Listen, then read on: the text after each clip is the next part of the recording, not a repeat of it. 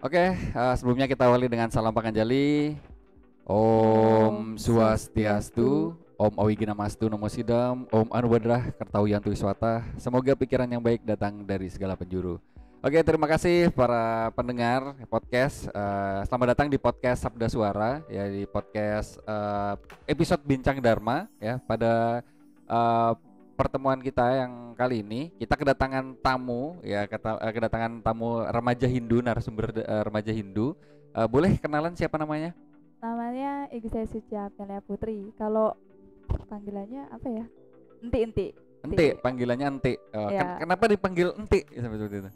kurang tahu sih teman-teman manggilnya Enti, padahal nggak nyambung sebenarnya Nggak sih. nyambung, Nggak tapi nyambung. kayaknya itu panggilan nih, panggilan asiknya ya. Iya, asiknya gitu.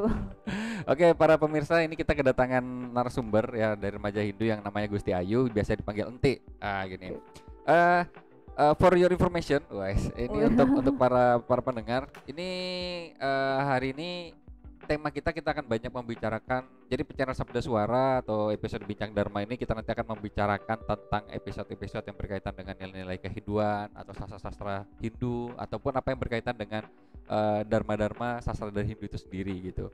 Eh, Kebetulan ini nanti kita akan menguatkan Sradana Bakti kita, makanya kita akan mengundang beberapa remaja-remaja Hindu gitu Oke, khususnya oke. untuk apa ya? Untuk mengulik sisi-sisi dharma di dalam agama Hindu kita. Tuh. Oke, jadi kita di sini tinggal di Kecamatan Kelumpang Hilir ya di Kalimantan Selatan, khususnya di Kabupaten Kota Baru. Di sini ada 3 desa trans ya, itu ada di Desa Telaga Sari yang untuk umat Hindunya di Desa Telaga Sari, terus ada di Desa Pelajau Baru dan Desa Mandala. ya Desa Mandala. Tapi Untuk Gusti dikit. Ayu tinggalnya di mana? Desa Mandala. Oh, Desa Blok B, Blok B. Mandala.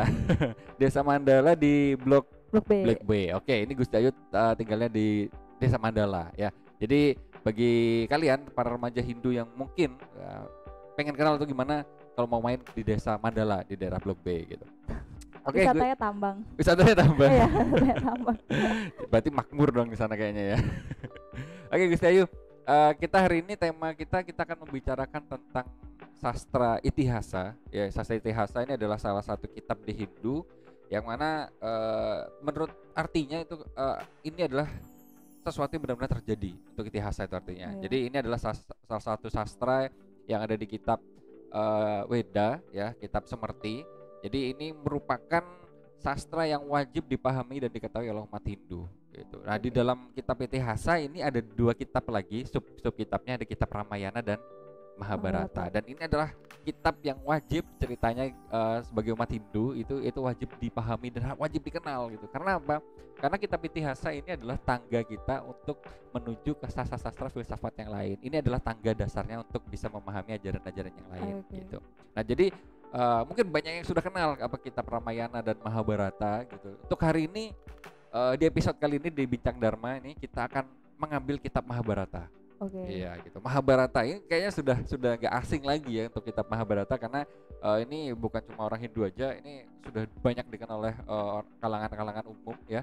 Di sini nanti kita akan banyak membahas tentang tokoh-tokoh yang ada di Mahabharata yang mungkin bisa kita ambil kisah inspiratifnya atau bisa kita ambil pembelajarannya dan kita bisa jadikan motivasi Iya, motivasi. di kehidupan real kita Iya. sehari-hari gitu.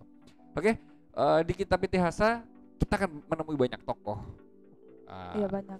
Di sini untuk narasumber kita yang kali ini, ya, tamu kita kali ini ingin berbagi kisah inspiratif dari tokoh siapa?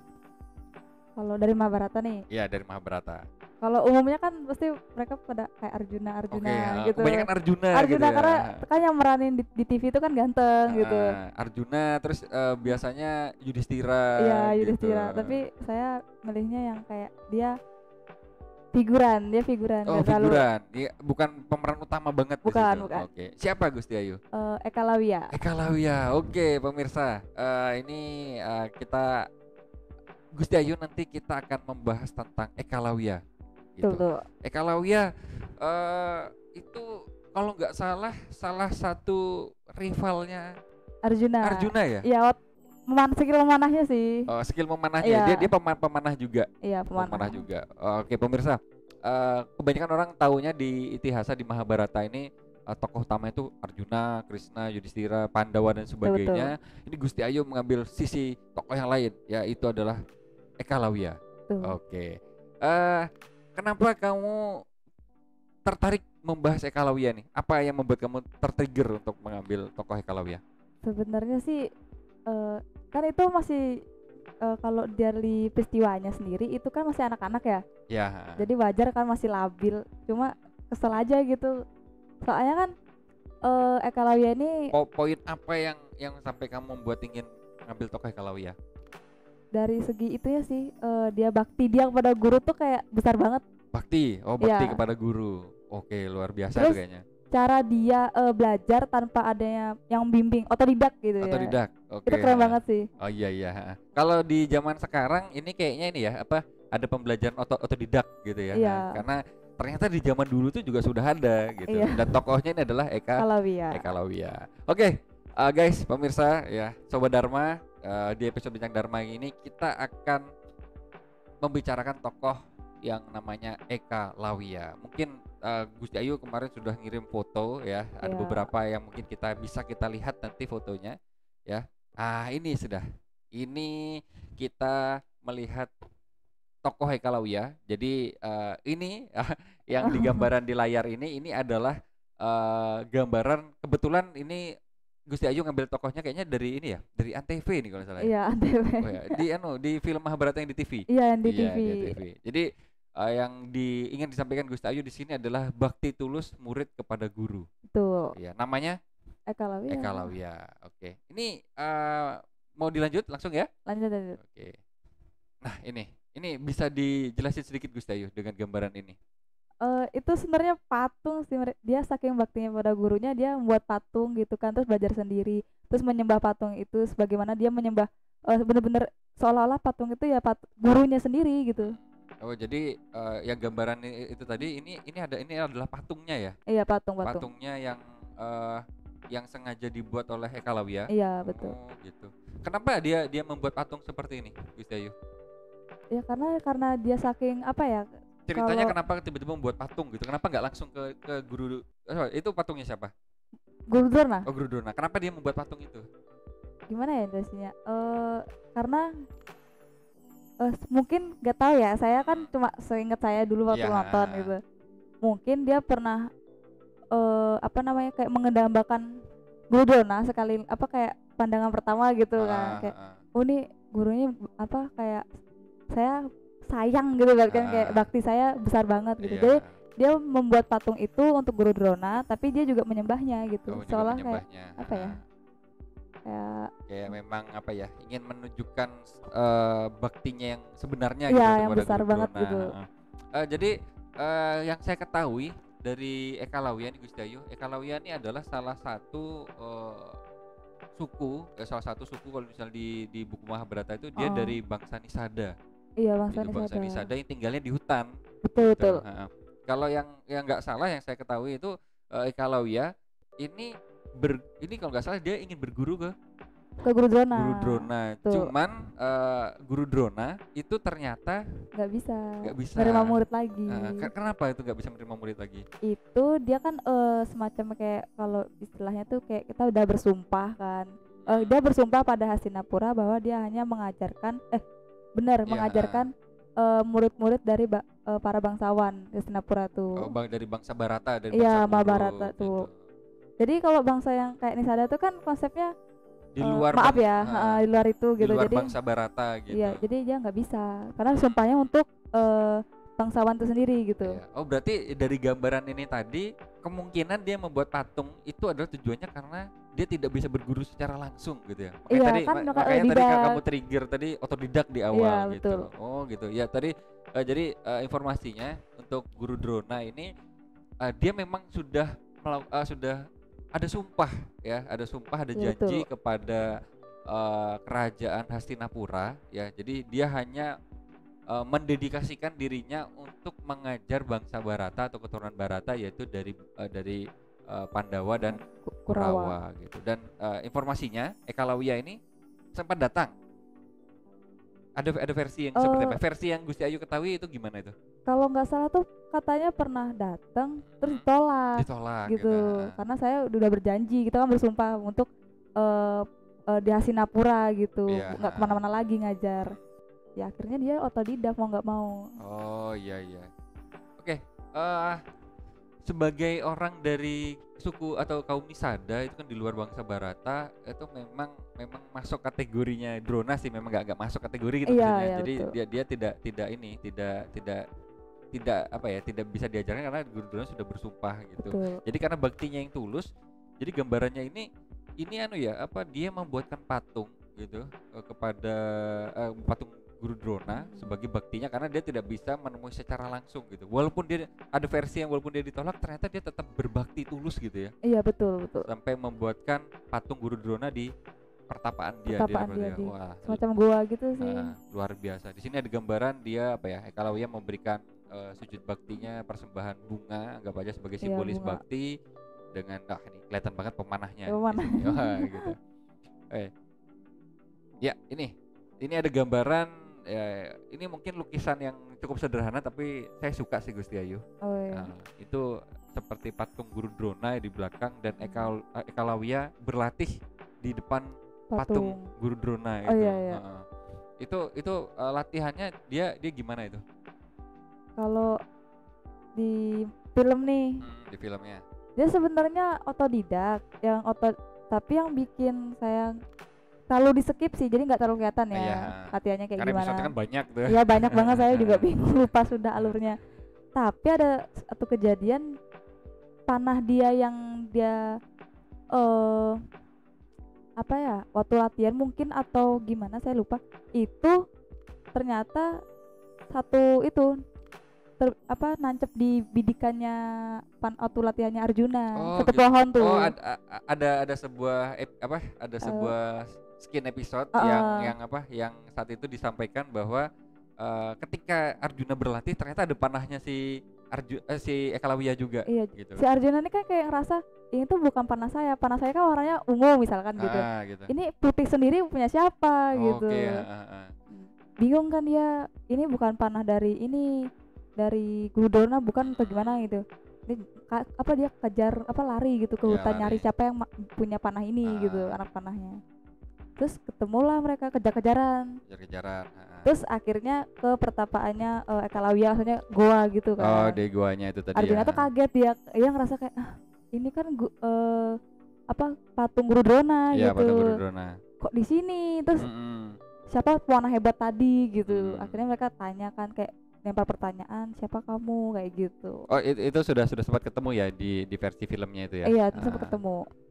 Terus mungkin ini ya ada kalau nggak salah itu ada sedikit kecemburuan Arjuna ya. Iya, karena kok ada pemanah lain nih gitu, ada pemanah lain yang dia kira bahwa Guru Drona mengajarkan itu hanya ke dia saja, ternyata ada pemanah lain gitu. Iya, waktu dia ngasih Eka Lawiyah ngasih tahu kalau gurunya itu yang latih kan Guru Drona, walaupun secara otodidak ya kan. Iya. Dia langsung kayak cemburu, loh katanya cuma saya doang, kata Arjuna kan gitu dalam hatinya. Jadi ternyata karena Guru Drona ini sudah bersumpah gitu ya, bersumpah untuk mengajar Hastinapura, tapi kenapa ini dia ketemu Eka Lawiyah dan dia mengaku bahwa dia adalah muridnya Guru Drona gitu. Wah, ini siapa gitu, kelatihan bareng juga nggak pernah gitu. Ternyata katanya ini ya, ada versi yang lainnya mengatakan, yang saya dengar, ini kita berbicara, ini kan diskusi ya, ada versi yang lain mengatakan bahwa ketika dia ditolak atau ketika tidak diizinkan, dia akhirnya belajar kepada Guru Drona itu curi-curi.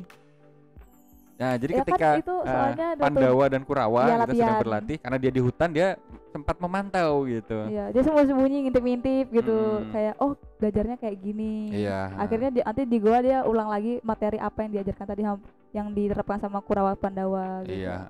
Kayak gitu. Dan luar biasa sih.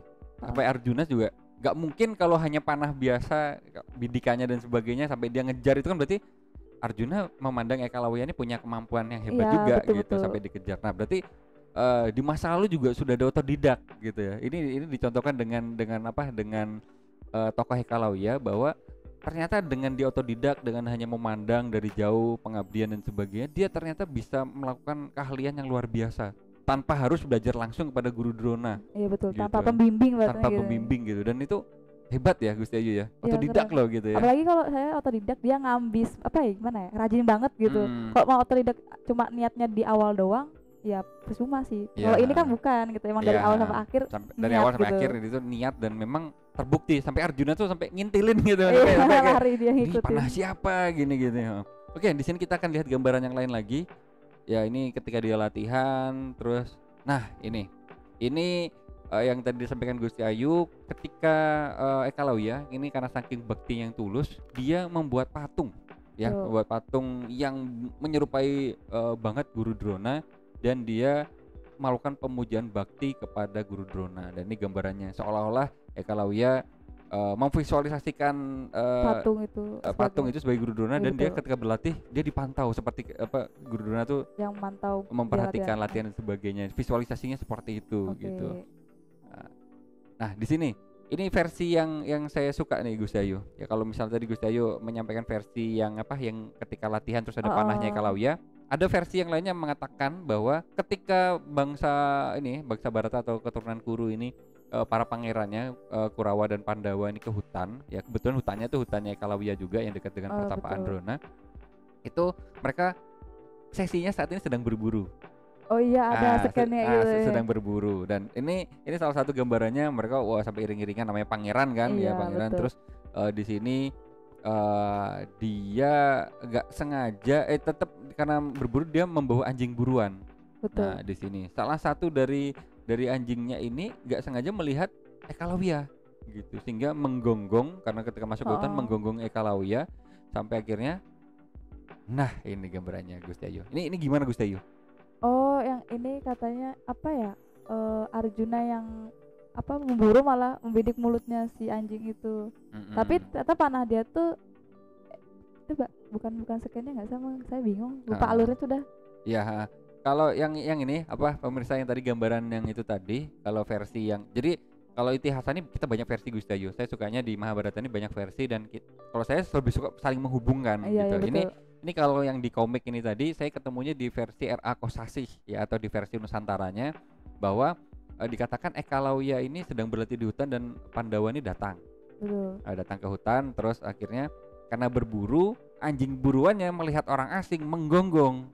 Gitu karena Eka Lawya tahu ada bangsa Barata datang dan sebagainya dan dia agak risih juga nih anjing gonggongin sampai akhirnya dia itu supaya anjingnya diam. Nah, supaya anjingnya diam, dia panah mulut anjingnya.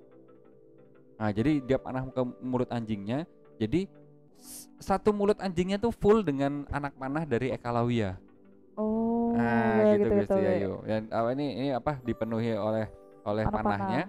Tapi yang paling the best dari adegan ini adalah anjingnya ternyata masih dalam keadaan sehat dan tidak mati dan masih hidup. Ini hanya untuk membungkam mulut anjing gitu aja tanpa ada rasa sakit. Gitu. Jadi ini kalau misalnya kita perhatikan ini kan teknik panah yang luar biasa. Biasanya kalau misalnya teknik panah kan menyakitkan dan sebagainya. Ini Eka Lawya membuat anjing ini hanya membungkam mulutnya saja supaya tidak menggonggong dirinya. Keren sih. Gitu. Keren. Nah, jadi ini itu gambaran yang mulutnya dipenuhi oleh panah gitu. Nah, ini gambarannya lagi Gusti Ayu. Ketika anjingnya kembali lagi ke Arjuna ya, dia melihat Arjuna tuh heran gitu. Siapa yang memanah anjingnya gitu, yang memanah anjingnya sampai mulut anjingnya full. Ini kan gambarannya tuh. Ada gambarannya full banget dan dia masih hidup kayak ingin menunjukkan kepada Arjuna gitu. Nah, sampai akhirnya di gambaran selanjutnya ini bangsa Pandawa dan Kurawa mengelilingi Eka Lawya. Ini versi yang R.A. Kosasih ya atau versi Nusantara. Jadi dikatakan si Arjuna nanya, "Siapa kamu?" gitu. "Siapa guru kamu?" gitu. Aku adalah Eka Lawya, aku adalah pangeran dari bangsa Nisada dan Drona Acarya kan adalah guru ya, adalah guru saya. Nah, ini yang seperti disampaikan Gusti Ayu tadi. Nah, jadi ini tadi gambaran gambaran ketika Eka Lawya berlatih sendiri di hutan. Ini visualisasinya banyak ini.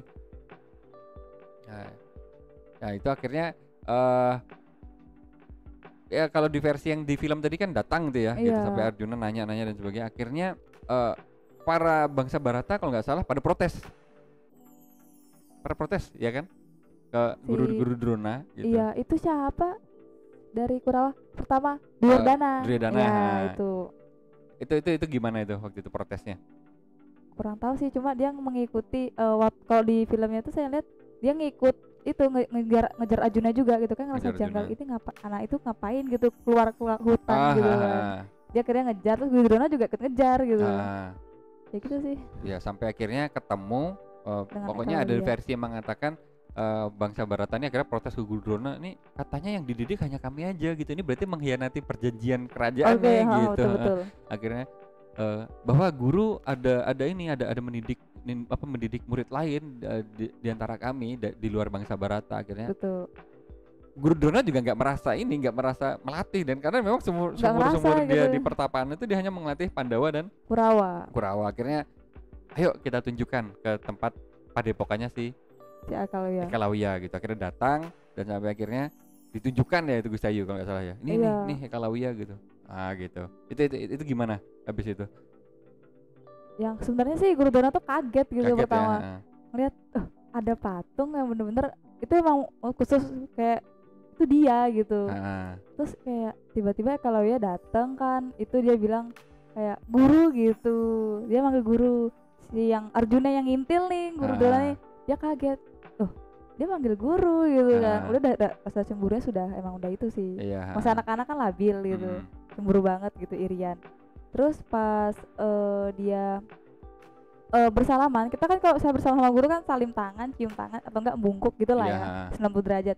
Dia tidur rebahan di tanah. Kayak nyium kaki tapi dia rebahan gitu sambilan gitu. Kalau di antara murid yang lain hanya sujud bakti, mungkin hanya menundukkan badan, hanya merendahkan badannya sambil memegang kakinya. Kalau Ekalawiya malah dia kayak rebahan gitu, kayak orang seluncuran gitu. Telungkup. Ya. Berarti betul-betul mensejajarkan dirinya dengan tanah gitu ya. Seperti wah itu bakti yang paling ini ya, paling tulus kayak paling sampai merendahkan dirinya di depan para guru. Maksudnya merendahkan itu dia ingin menunjukkan dirinya bahwa dia itu tidak ada apa-apa yang dibandingkan gurunya. Kalau saya pandang itu seperti itu. Oke.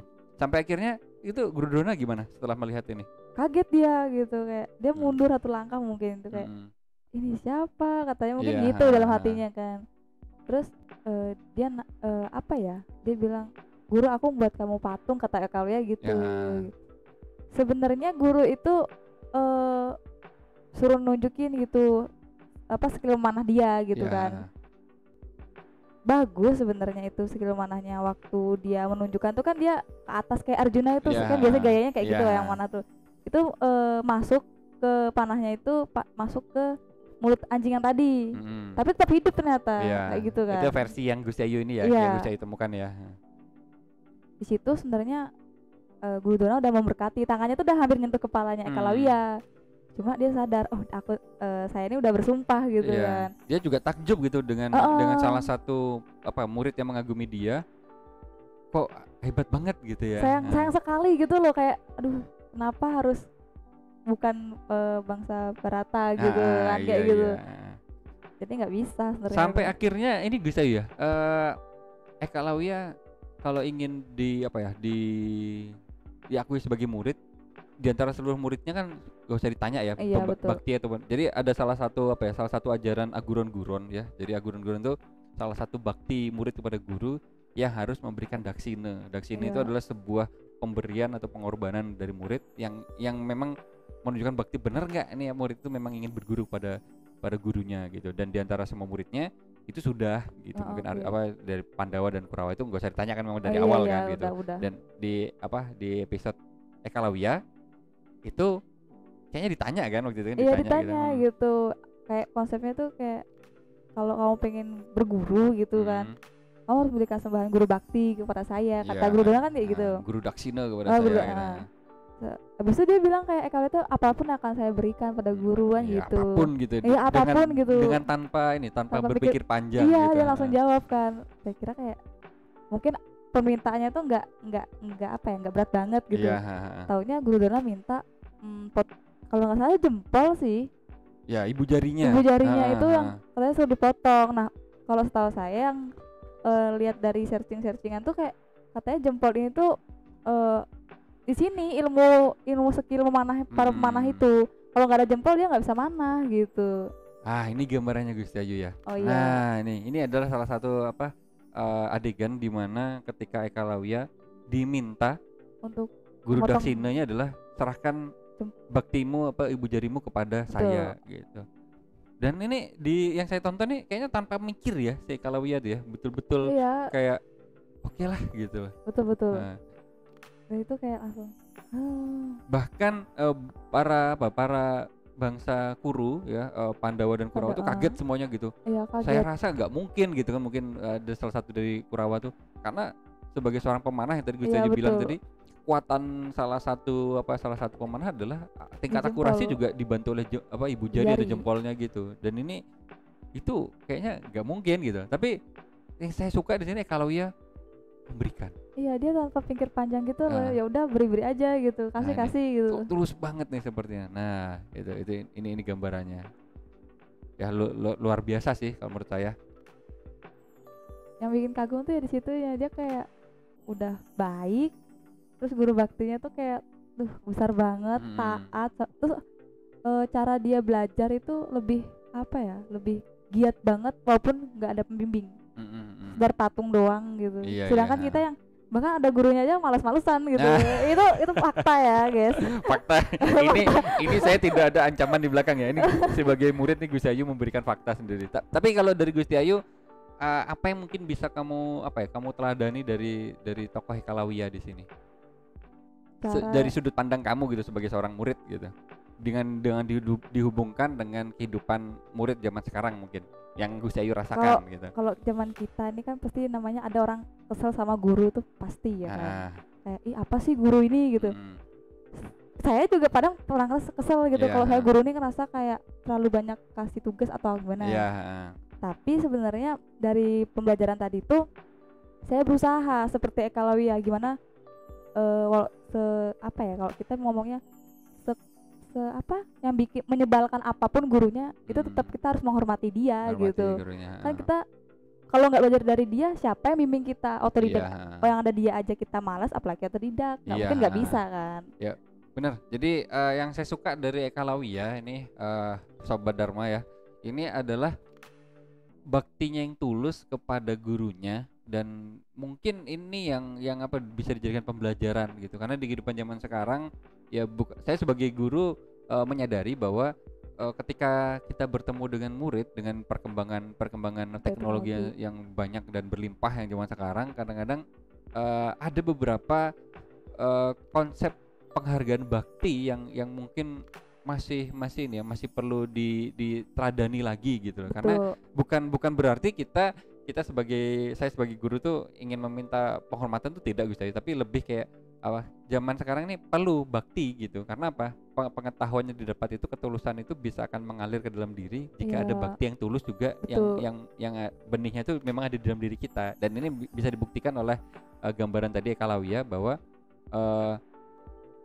ini bisa bisa dijadikan pembelajaran bahwa Eka Lawya ini adalah tokoh bakti yang sangat luar biasa gitu. Karena kalau di hubungan zaman sekarang semua murid bisa belajar dari media manapun. Iya, bisa. Apapun itu, bahkan tanpa guru ketemu fisik seperti ini bisa, tetapi yaitu sampai akhirnya ada beberapa etika-etika yang akhirnya dilompati dan dilanggar gitu. Sampai akhirnya lupa bahwa tidak ada feel yang lebih mendalam dari sebuah ilmu ketika kita bisa bertemu langsung dengan guru gitu.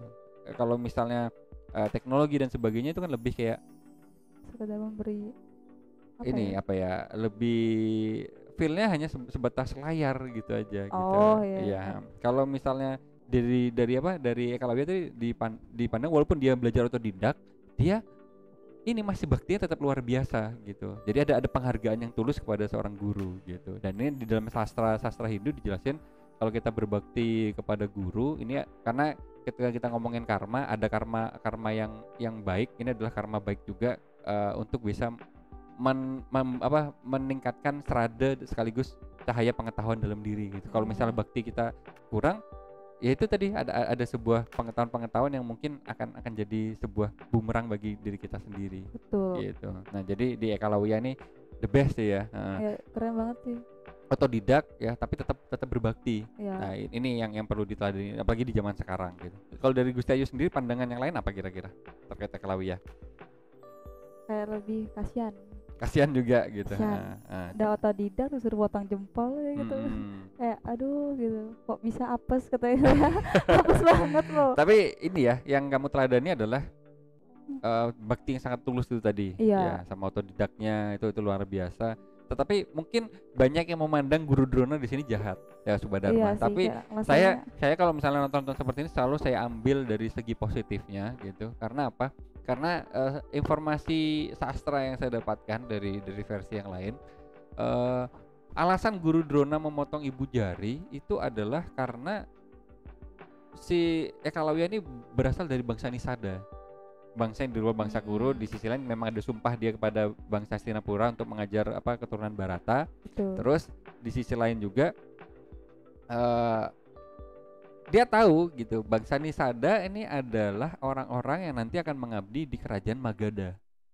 Betul. Kerajaan Magadha ini adalah salah satu rival atau musuh yang musuh yang ada di kerajaan, yang salah satu rival dari Hastinapura gitu. Jadi yang ditakutkan adalah ketika nanti pengetahuannya diajarkan, nanti akan menjadi bumerang bagi kerajaannya dia sendiri gitu. Jadi sebenarnya Drona ini berpikir panjang juga gitu. Dan di sisi lain juga Gusti Ayu untuk bangsa kerajaan seperti Pandawa dan Kurawa gitu. Mereka sudah banyak diajarkan dari segi etika, sastra dan sebagainya gitu, tentang bakti kepada guru gitu. Yang ditakutkan Drona kalau yang saya pandang ini adalah kedepannya gitu loh. Kalau misalnya bangsa kesatria itu memang jelas nanti arahnya akan diarahkan kemana gitu. Kalau misalnya di luar dari kategori itu bukannya bukannya untuk rasis atau gimana, tapi lebih kayak menjaga bahwa pengetahuan ini digunakan tepat sasaran. Yang ditakutkan kan karena Ekalawya berasal di luar dari bangsa Barata, dari suku Nisada, pengetahuan yang diarahkan ini nanti bisa takutnya gitu ya, bisa diarahkan ke yang lain gitu, karena memang jelasnya kalau untuk orang-orang Hastinapura memang diarahkan untuk itu. Nah gitu, itu sih yang versi yang kita iniin gitu. Nah ini ya salah satu gambarannya ya, kalau misalnya di TV adalah bakti yang tulus dari Ekalawya ke Guru Drona, dan di sebelahnya ada salah satu replika dari patung Drona. Ini pun saya juga tersentuh gitu ya. Saya pun ketika dulu menjadi murid, mungkin bakti saya masih belum setulus Ekalawya gitu. Dan ini menjadi jadi bentuk sindiran juga kepada saya, kayak ini sudahkah kita merasa berbakti gitu? Jelas belum.